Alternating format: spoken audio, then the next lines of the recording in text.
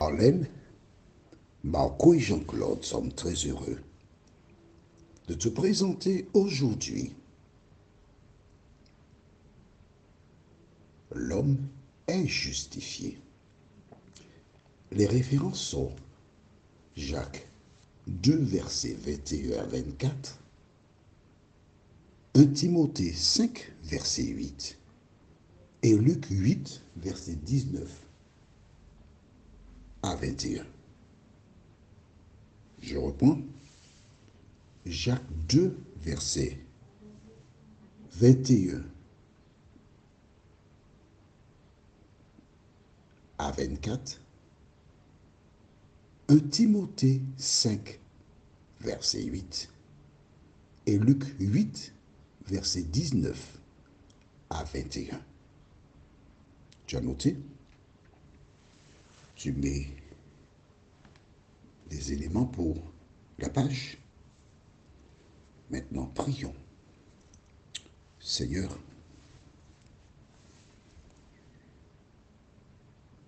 je te bénis, je te loue. Je te rends grâce et gloire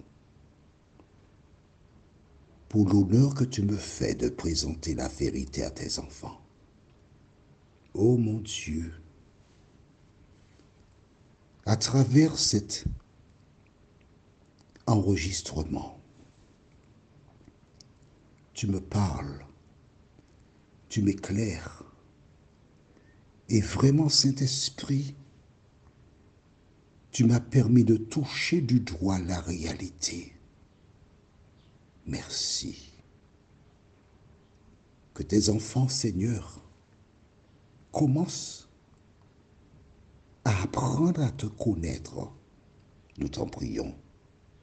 Au nom de Jésus, pour ta gloire éternelle. Amen.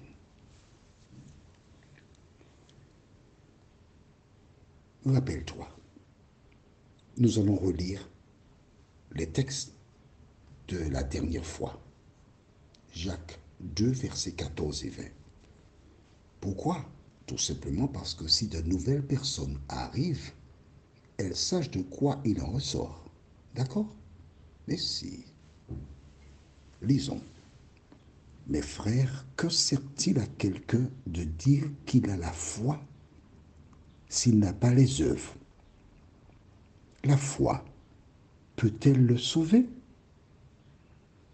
Si un frère ou une sœur sont nus et manquent de la nourriture de chaque jour, et que l'un d'entre vous leur dise, allez en paix, chauffez-vous et vous rassasiez, et que vous ne leur donniez pas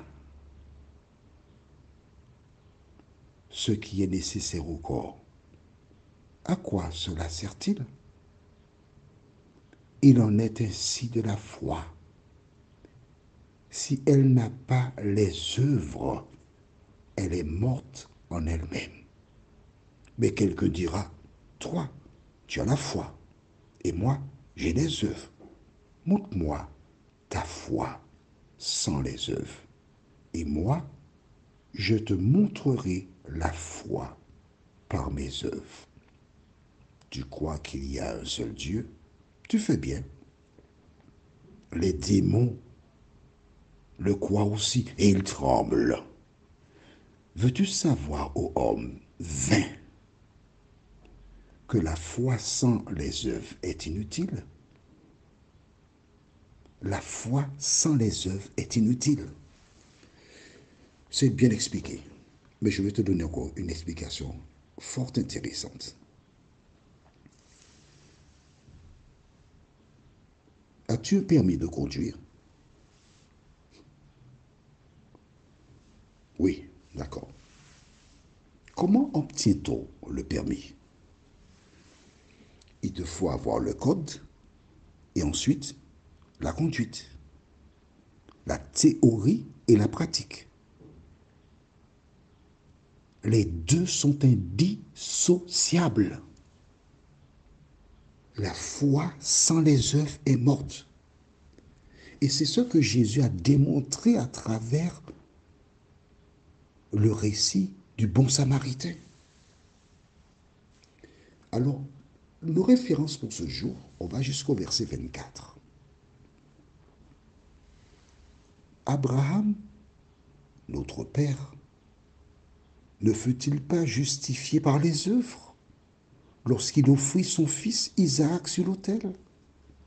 Tu vois que la foi agissait avec ses œuvres et que par les œuvres, la foi fut rendue parfaite. Ainsi s'accomplit ce que dit l'Écriture. Abraham crut à Dieu et cela lui fut imputé à justice. Et il fut appelé ami de Dieu. Vous voyez que l'homme est justifié par les œuvres et non par la foi seulement.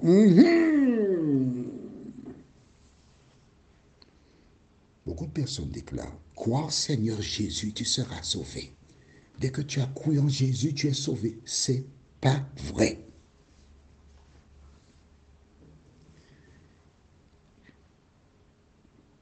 Je te dis, c'est pas vrai. Tu es d'accord avec moi, oui ou non? Est-ce qu'il suffit de croire au Seigneur Jésus, tu es sauvé? Dis-moi, réponds-moi. Écris dans le cahier. Crois au Seigneur Jésus et tu seras sauvé. Est-ce suffisant? Écris dans le cahier. Je t'attends. Pour celles et ceux qui arrivent et qui ne sont pas habitués, tu es à l'université et tu as un enseignant. L'enseignant, c'est Jean-Claude ou Claudie. Rien d'autre. Hein? C'est une personne, lorsqu'elle prend contact avec moi, elle me donne toute espèce de nom, de titre.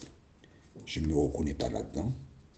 Parce que dans la Bible, tu vois directement marqué Adam, Moïse, Aaron, Paul, Pierre, Jésus. Il n'y a rien devant. Moi, c'est pareil. C'est soit Claudie ou Jean-Claude. Alors, est-ce suffisant d'être sauvé quand on croit en Jésus? Crois en Seigneur Jésus et tu seras sauvé. Est-ce vrai? Oui ou non? Bon, tu as eu assez de temps pour écrire dans le cahier là. Attends, écoute. On ne va pas passer tout le coup à t'attendre. La réponse c'est non.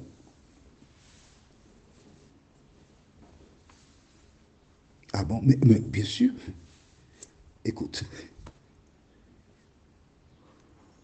Il te faut croire en Jésus, c'est vrai, c'est bien, mais ça c'est la première partie. Pourquoi? Écris dans ton cahier. Marc 16, verset 16. Marc 16, verset 16. Jésus déclare, celui qui croira et qui se fera baptiser sera sauvé. Or, si tu ne fais que croire en Jésus seulement et tu ne démontres pas ta foi en te faisant baptiser, tu es perdu. C'est ça ou c'est pas ça? Celui qui croira et qui sera baptisé, qui pronom relatif, se fera baptiser, sera sauvé. Donc il ne faut pas dire aux gens, crois au Seigneur Jésus, tu seras sauvé, c'est pas vrai. Ça c'est une partie. Mais après avoir cru en Jésus, il faut démontrer par tes œuvres que tu crois en Jésus. Ok? Bien. Facile, merci. Tu es un bon élève, tu vas arriver. Alors, écoute-moi bien. À travers le texte que nous avons vu, où Jésus a raconté le récit du bon samaritain, quel est le devoir des membres d'une communauté? Allons dans le livre de 1 Timothée 5, verset 8, déclare, si quelqu'un n'a pas soin des siens, et principalement de ceux de sa famille, il a renié la foi et il est pire qu'un infidèle. Je relis pour toi, avec plaisir, sans problème. Si quelqu'un n'a pas soin des siens, et principalement de ceux de sa famille, il a renié la foi et il est pire qu'un infidèle. En clair, si tu es dans une communauté chrétienne et il y a des membres qui ne travaillent pas, qui n'arrivent pas à manger, à s'habiller, qui souffrent, si tu ne prends pas soin de ces personnes, tu es pire qu'un infidèle. Tu perds ton temps à aller à l'église. Reste chez toi. Va regarder quelques matchs de football, quelques films. Tu perds ton temps. Allons maintenant au livre de Luc. Je suis catégorique. Oh, pardon, excuse-moi. Je n'ai pas voulu te blesser. Mais je te dis la vérité. Dans Luc 8, on va voir quelque chose d'intéressant. Un jour, Jésus était en train d'enseigner. Les sacrificateurs et les autres vagabonds qui voulaient le casser, ils ont dit à sa mère Marie, écoute, si tu n'arrêtes pas Jésus là, on va t'exclure de la synagogue. Et Jésus, il enseigne. Marie va avec des enfants. Alors, je profite pour te dire que Marie, c'était une jeune femme qui a épousé Joseph, mais Joseph était un veuf, hein? Il avait des enfants. D'accord? Pourquoi? Mais bien sûr. Écoute, une parenthèse, on aura l'occasion de voir ça après, d'accord? Quand Jésus était sur la croix, qu'a-t-il dit? Il a dit à Jean, voici ta maman, et à Marie, voici ton fils. Pourquoi? En ce temps-là, les garçons prenaient leur maman avec eux jusqu'à la mort de cette dernière. Tu penses que si Marie avait d'autres enfants, que Jésus aurait dépossédé les autres enfants pour dire à Jean de prendre soin de Marie et Jean la récupéra à son domicile jusqu'à sa mort? Réfléchis un petit peu. Alors, bon, on ferme la parenthèse. Alors, qu'est-ce qui se passe? Marie est en danger. Elle descend, elle va raisonner Jésus.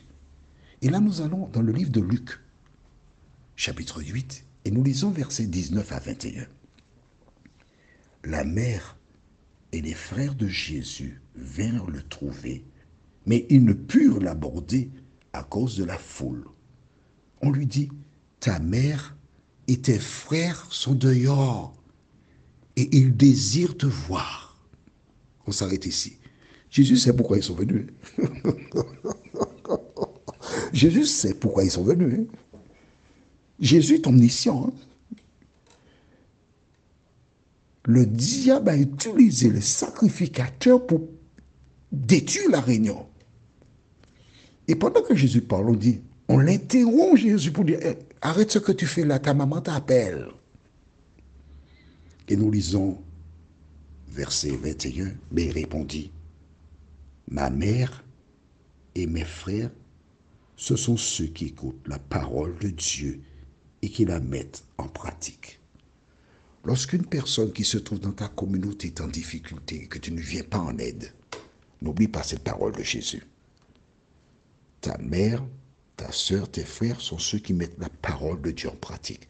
La personne qui fréquente la même communauté que toi, tu as deux fois de t'en occuper. Sinon, tu es pire qu'un infidèle. Prions. Seigneur, bien des personnes découvrent la vérité. Bien des personnes réalisent qu'elles sont loin, très loin du modèle divin. Mais l'important, ce n'est pas de constater, mais de changer de conduite. Merci de continuer d'éclairer tes enfants, nous t'en prions. Au nom de Jésus, pour ta gloire éternelle. Amen. Nous verrons, Jésus est déjà là. La référence est 2 Thessaloniciens, chapitre 2, versets 1 et 2. Que l'Éternel continue de te bénir.